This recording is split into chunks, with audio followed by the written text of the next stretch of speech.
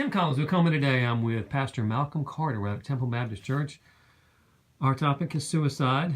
I know you're deeply involved with it out here at the church, so much so that you've got a program called Oasis. Can you tell us what that's about? Yes, sir. Several months ago, we started dealing with this topic in church itself, and I never dreamed it would have this kind of impact, that many people would be going through it and facing it. And so just dealing with it in the church and in counseling, we decided to get some volunteers up and see what we could do about it. And we tried to get some of the best people we knew as far as that were trained dealing with this kind of thing, and put something together to minister on a regular basis. And we've been doing it now for about 3 months. 3 months now. And so you're in the middle of a sermon. You tell people about this. I mean, do they come from your congregation or from outside the church itself? Both. Everybody knows somebody. You know, there's a connection always. Either I'm going through it or I know somebody that is going through it. And we'll tell people, listen, don't say, hey, there's a program over at so-and-so church. You need to go check that out. We'll always say, hey, Temple's got a ministry that helps with discouragement, depression, and suicidal tendencies, and it's called Oasis, and I'm going to go check it out. Won't you come and go with me? Always go with somebody. It's most of the time people are not going to try something like that, but they will go with a friend. And sometimes when it comes to suicide and those type of things, all people need is somebody to be a friend. And so when they come to your facility, go to Oasis with a friend or on their own, what happens? What do you do during a session? Well, the main part is education.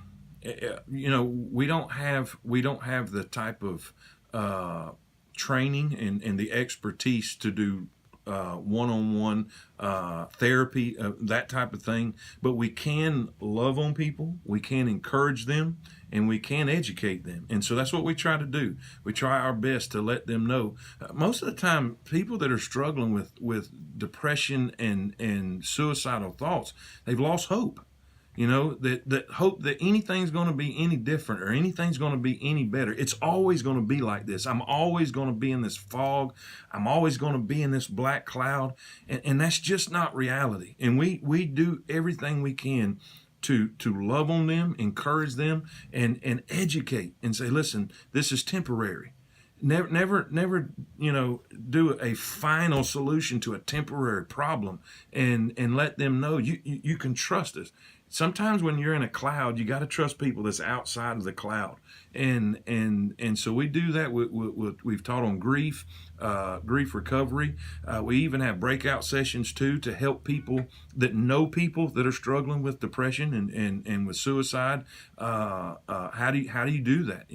How do you help the people that's trying to help the people? And so and the more we learn, the more we can help, and we're just growing together. It makes sense, and I'm sure that a dose of hope, which is a non-prescription medication, goes a long way. Yes. Oh, yeah. Hope means everything. Hope. I was sharing with you earlier about the researcher who had the mice, and the names flee my mind at the moment, but he took a group of mice and put them in water where they had to swim, and just in a short period of time, they all drowned. Every one of them drowned. He took another group of mice and put them in the same water, and they had to swim, but in just a few minutes, he would go in and take them out, dry them off, and then put them back in there and let them swim even an extended period of time.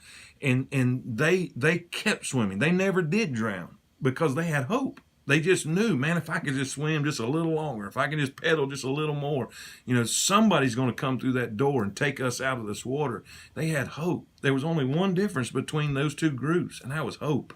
And the first group, they just drowned. They never got a chance to go out and get dried off, huh? They gave up. And that's pretty much the essence of Oasis, isn't it? That's it. We want you to have hope. So, for people who are interested, who want to come out either by themselves or with a friend, when is this? How do they get involved? It's the last Monday of every month. It's just however it lands on the calendar, the last Monday of every month. This particular month, November, will be the 27th, 6:30. All you got to do is show up. You'll have a friendly, smiling face welcome you at the door, and come in and just make yourself at home. We have a variety of people, ages. You would be amazed. You'd be amazed, from teenagers all the way up to senior citizens that are just trying to find some hope. Now, let me ask this question. I've administered groups like this. I've been to them. A lot of people think, well, my gosh, when I go, do I have to talk? What do they have to do? Can they just sit there? You can just sit there. You don't have to do anything. You can just sit there and listen. You can interact. We don't do any kind of questioning, answering in the main session with our main speaker, but in the breakout sessions, you're able to interact, ask questions, to do that. But you don't have to do that either, and you don't even have to go to the breakout sessions if you don't want to. You can. They're available. But nobody's going to call you out. Nobody's going to embarrass you. None of that. We wouldn't do that for $1 million. So they can come and check it out at really no risk to them, huh? Absolutely. And I want to encourage this too. Not just someone who's struggling with depression, but someone who knows someone.